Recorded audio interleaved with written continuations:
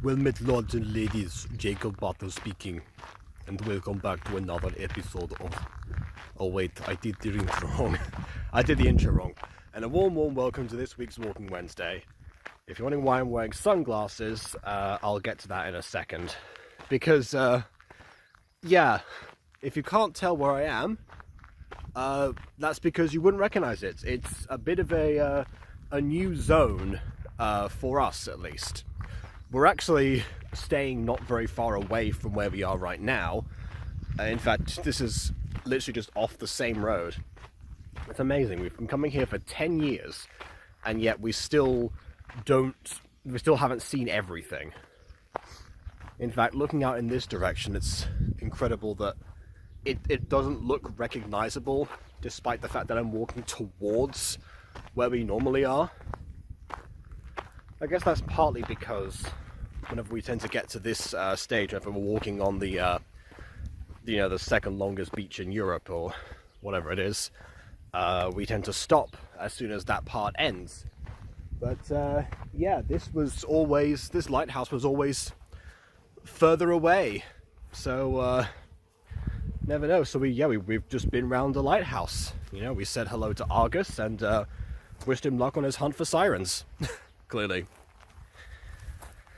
If you don't get that, then that's my own fault. It's been a couple of years and I still have not, I've yet again delayed Siren Story significantly.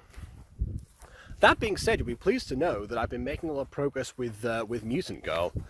Who knew? As soon as I wasn't doing driving lessons every day, I've actually been, and we've mostly been chilling in either like in the house itself or just about. I've managed to go back to the scene that beforehand was mind-numbingly tedious, with a better mental state to work with. Which, yeah, that's saying something, I suppose. So who knows? Hopefully, my aim is to have that episode potentially complete before it becomes an entire year since the last episode aired. Because, I mean, longer episode gaps are one thing, and we did do the Christmas special and the remake, of course. But yeah, this is something else entirely. But yeah, I haven't officially said that or anything, because again, whenever deadlines seem to happen, good grief. Okay, kind of seems like I'm being followed by them. I was like, okay, I'll get out of their general sphere, and then I'll be fine. Just as well I chose to wear layers. The problem is I've got to walk back this direction because the car's around. I might just parkour around the rocks. What's more daunting? Wasps or the prospect of jumping around on rocks? Well, for me at least, is the wasp, because I have in fact ample experience with rocks. Then again, I also have ample experience with wasps, and that is the reason that I avoid them so much, but whatever. Or are they bees? You know what? Can't really tell.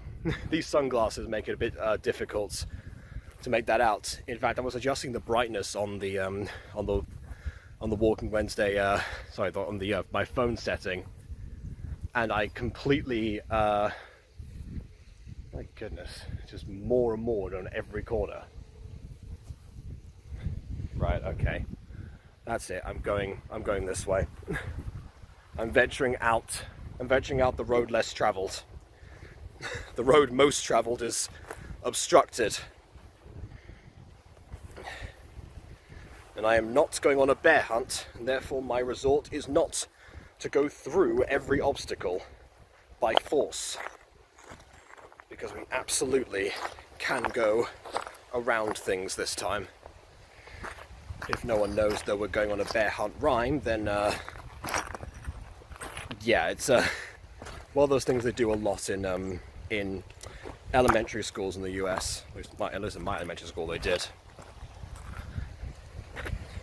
Someone's going to try and go on a bear hunt, and then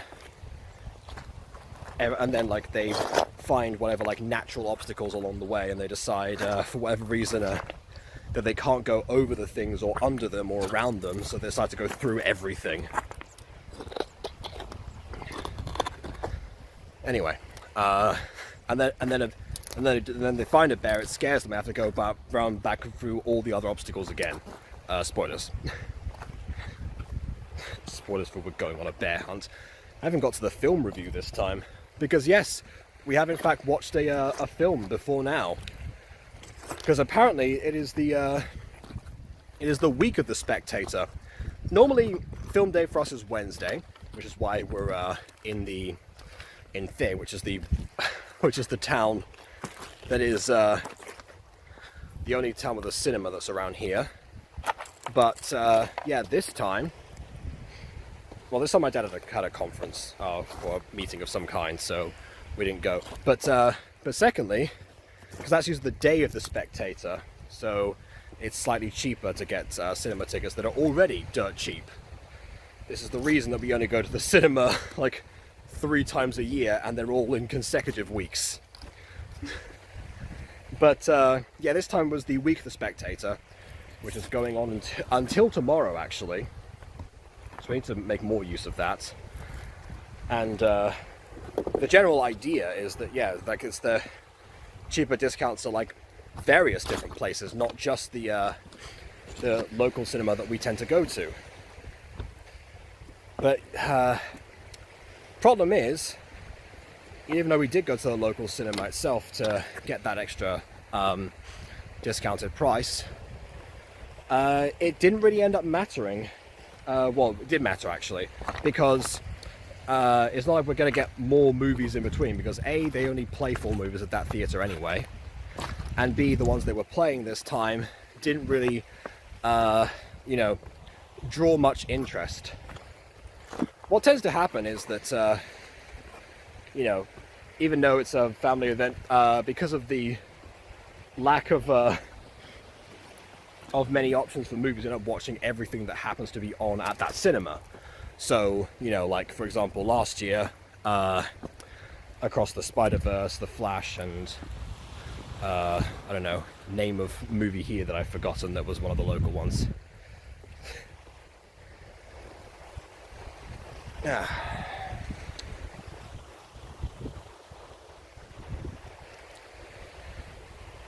But yeah, in this case, yeah, like the movies that are available didn't really entice us all that much, or at least not as a family. I myself have nothing against, you know, likes of Furiosa or Planet of the Apes for choices, but then again, they're not exactly the kind of thing that either of my parents are really into watching casually.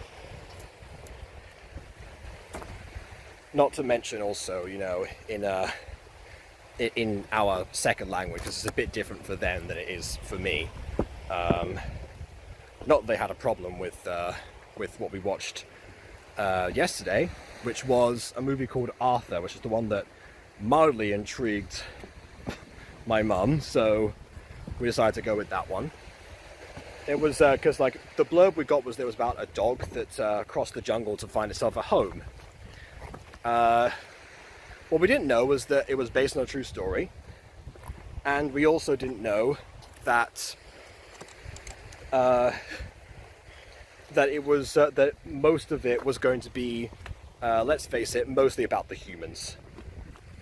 So the dog, for the first like little bit of it, it appeared mildly, but the human characters, so like Michael Light, the main character's name, was like the center of attention.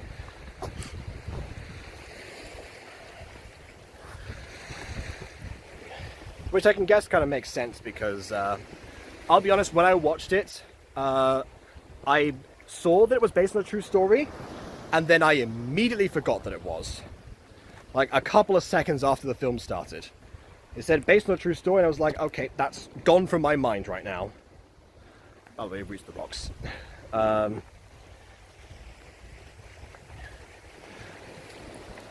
So yeah, we did,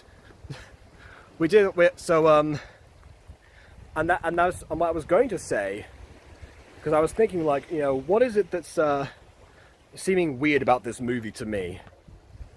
And I figured out halfway through it was the pacing, because, you know, you're expecting that a connection will form between Michael and the dog, who he names Arthur, hence the name of the movie. But that doesn't really happen until, like, honestly, about halfway through. There's a few scenes of you know, the dog that will one day be named Arthur before what happens, because basically it's all about this this racing team. You know, your typical underdogs. Some has-beens, for example. The main character used to not listen to his team a lot and only care about winning, and, you know, he's using this like one final shot after 3 years being out of the game and whatever.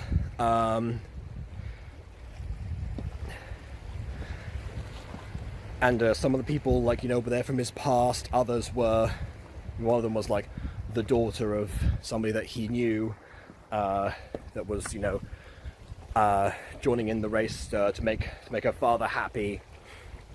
Turns out the father is dying of cancer, so that's the reason that she was so adamant, even though she didn't want to go.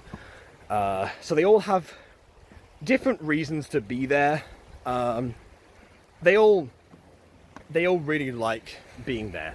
One of them was kicked out of the rival team as well because of an issue he had with his knee. He was getting older, so they thought that he wouldn't be good anymore. So, you know, real collection of underdogs there, and then there's the actual dog they meet halfway through.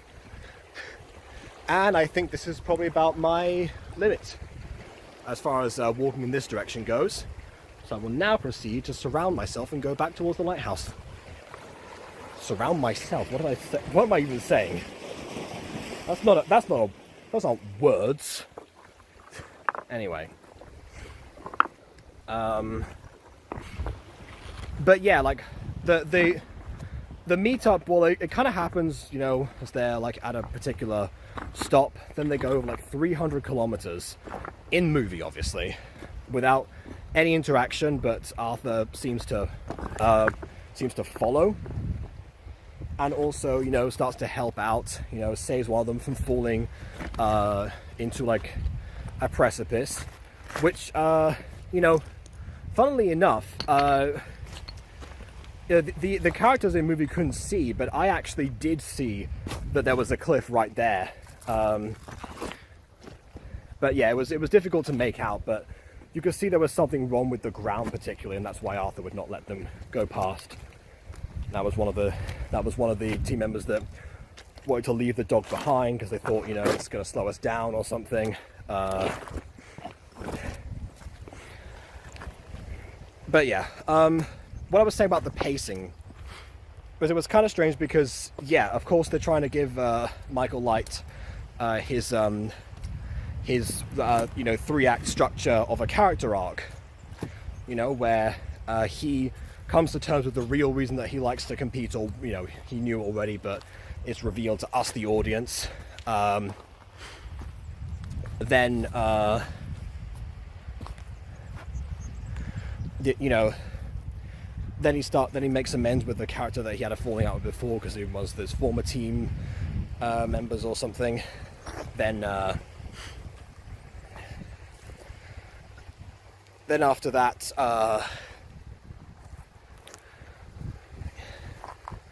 you know, we see that this time he really is looking out for like everyone on the team, including Arthur, but he's already kind of going through the idea of like caring for others and what goes on and the complications that happen by the time that Arthur shows up. And then afterwards there isn't really that much movie time left in which to develop a connection. There's a lot of mystery, because Michael will ask several times, like, how did he follow us? Did we take the wrong path? Because he followed us all this way And we went across like a zip wire or something. How did he get here? No concrete answer. Again, I still forgot this is a true story, so I was like, well, surely that's going to be revealed later in some fashion, you know? Maybe there was like a more lateral way of going about things, or, you know, a narrower path that he took or whatever. But no.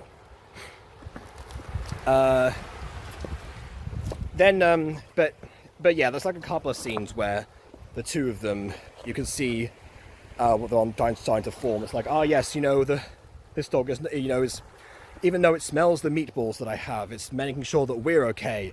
You know, it's letting us eat first. You know, like a king. I know, let's name him Arthur. That kind of thing.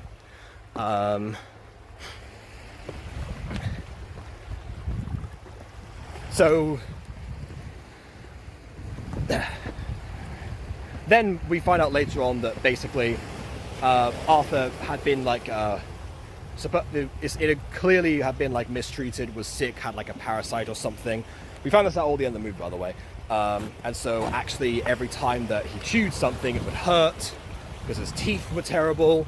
So that was probably the real reason that he was hesitant to eat much at all, which only speaks more to the idea of like his resolve and then ability to keep up with this team of professional racers. Because there's like a whole like terrain race. They have to do climbing, swimming, rowing.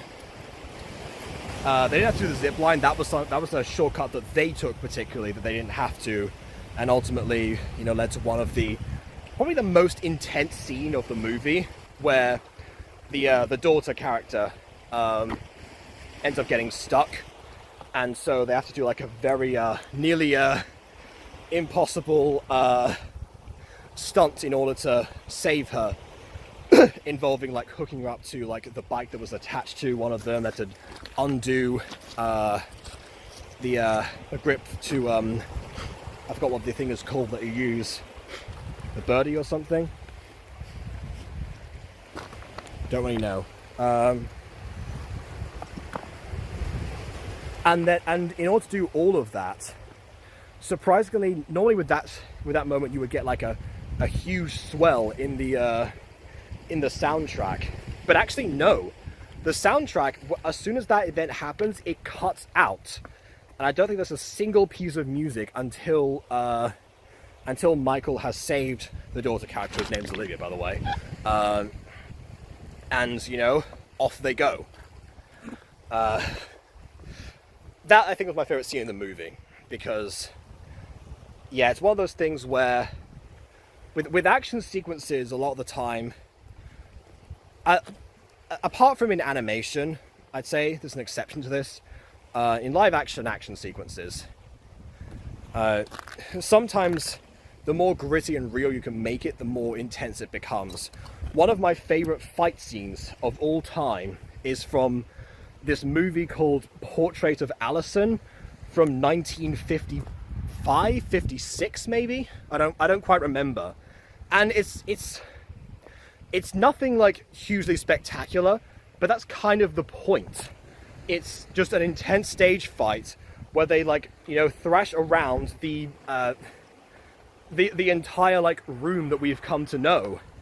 You know, destroying a bunch of things apart from, you know, the titular portrait, obviously, and just letting mostly the actions and the intensity speak for themselves. So yeah, and I was like, well, yeah, that's kind of what we're missing nowadays, because a lot of action sequences in movies right now will have, you know, super fast editing. You know, we'll have like a shot from one bit to another. There'll be constant shifts. You know, there'll be like excessive destruction or debris, depending on if it's like a superhero movie or something. And part of that is warranted if you're doing a superhero thing, because obviously they're supernatural creatures.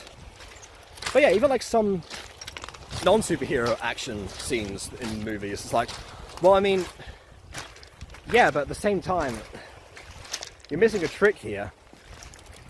I think that's part of what people found. That was it, Dial of Destiny. That's the one we watched. Another one we watched last year.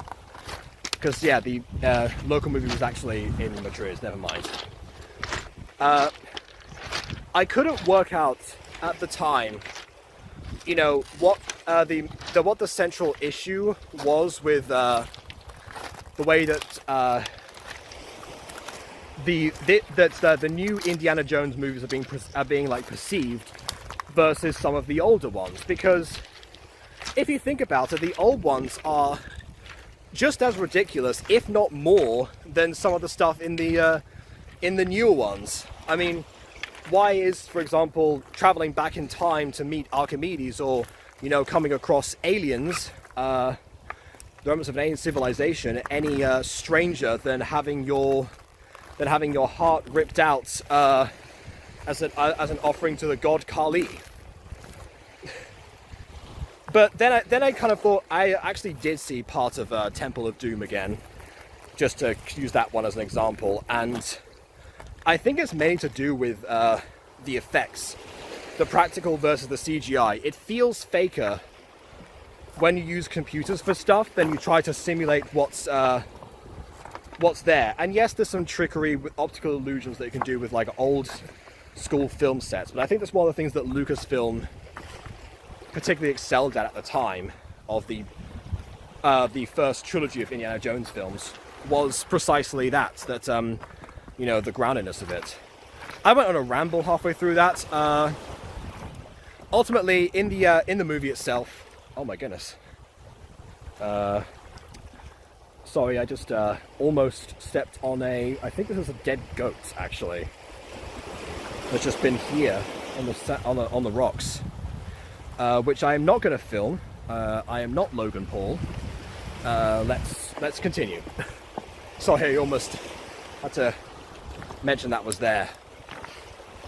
I don't know what happened to it. It's like its skull was partially missing. That could have been like, you know, weathered away or something. I don't know. Not really my place to investigate. I've always been terrible at solving murder cases or whatever. But yeah, ultimately they say that it turns out that because one of the former teammate, whose name's Leo, by the way, the teammate that Michael is, you know, redeeming himself with, he is on Instagram, so he's able to publish all of what's going on. So, you know, hashtag Arthur starts trending on social media, so they so they get a lot of attention due to that, their team, and also but ultimately, even despite that, they're not allowed to take the dog, which they knew was happening because of that. They say, like, you know, for the rowing section, which is how the movie opens, by the way, they weren't allowed to take Arthur with them. They had to leave him behind. Now, the opening of the film, one thing I forgot to mention was that the reason we know that Michael doesn't care too much about his team towards the beginning is because he is disregarding, you know, all of their advice. You know, one of them says that the tide is not going to favor them, so they're going to run out of water eventually, but he's like, no, you know, they're obviously the other team aren't waiting because of that. We need to keep going. You know, we're resilient, we'll push through because we want it more or something. And then, you know, after every decision, it turns out they end up stranded on the sand. And originally Leo's like big post from 3 years prior, from that very 3 years prior, was humiliating Michael himself. And the reason they wanted Leo back was actually because of sponsorships. But hey, it worked out. And this was, you know, Michael's moment to, you know, redo that scene. So even though he is, their team is very far ahead in their kayaks, he then decides to turn around because Arthur is at this point swimming towards them, not understanding they couldn't go with them, and so he would have ended up drowning otherwise. So, you know, they go down, rescue Arthur, and then they continue. But by that point, the other team has already passed them, and they end up, the main characters come second, and the rival team wins. Ultimately, in the end, the guy with the bad knee, whose name is Chick, by the way, he gets like a moment of closure with the leader of the rival team, you know, one that he used to be a part of. Whereas, like, you know, if in case you're wondering, the answer is no, we would not have won that race if you hadn't gone back. You know, clearly saying, like, you've demonstrated what you're still capable of, you know, old man or whatever, that kind of thing. You know, let's have a drink after this is all over. And also it was after that guy in question called the press, because by this point you think the movie's over, right? You know, Michael's arc is complete, you know, he's coming back, but then you remember it's called Arthur, and that means that that like the resolution has to be about Arthur. And it turns out, because like Arthur's injuries start acting up immediately after the adrenaline has passed by at the finish line, so Arthur collapses, and so they take him to like the local vets, who say they can't do much because it's like a small hovel in the middle of nowhere. So the humane thing would be to put him down and let him, you know, pass away with dignity. But because Arthur's a fighter, so, you know, turns out, you know, Michael asks, like, do you want to keep fighting? Do you want to keep fighting? And then, you know, Arthur like puts a paw and was like, no, don't leave. Whereas that's how it's interpreted. So he says, like, I'm going to take him away. I'm going to get permission to take him back to the US, and we're going to get him the help that he needs. So there's a couple of scenes like that one where, you know, people are, you know, filming and cheering for him and Arthur, especially when they get like their permission from the US government to go to take Arthur back. There's an emotional scene where it turns, you know, even though Arthur hates confined spaces, he's had to go like the dog cage to be taken back. So that's like the moment they get. And then of course afterwards, you know, we don't quite know what's happened yet.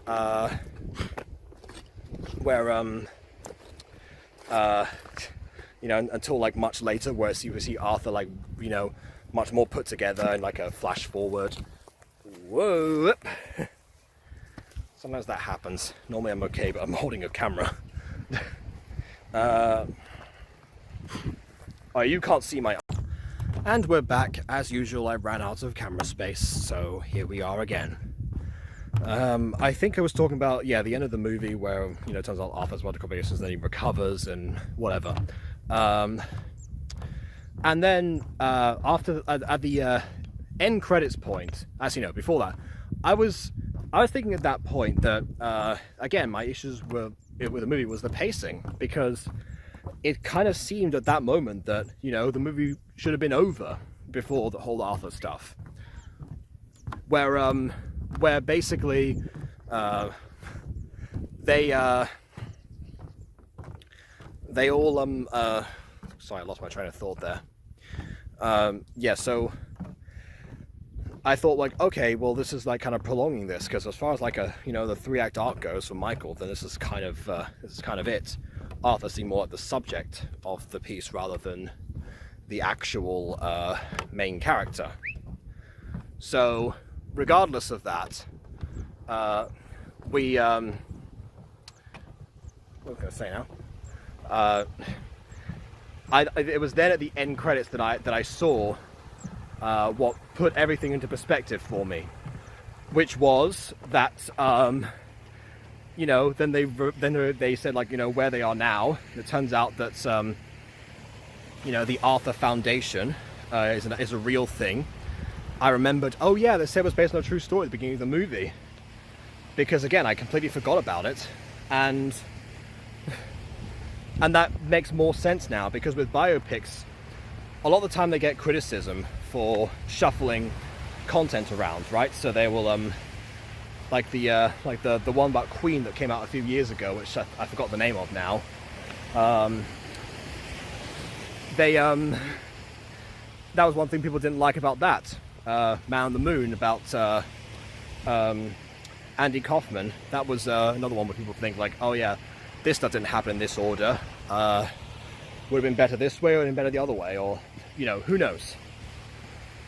So yeah, no idea about that, but in this case, I think they probably chose to stay closer to everything, and that's why Arthur didn't, you know, stay with the group much sooner. Not that he could have got past the zip wire, for example, or at least without, you know, the same way everyone else did, because again, how did he do it? We don't know. And that's why we also don't know what happened. We have no idea we don't get answers to those questions we said before. It's just like, oh, you know, miracle dog or whatever. That's also why the ending isn't so cheesy of the dog just recovering from all these things that seemed like impossible, that were only introduced as revelations in the last few minutes of film time, where I would have said that the movie should have stopped.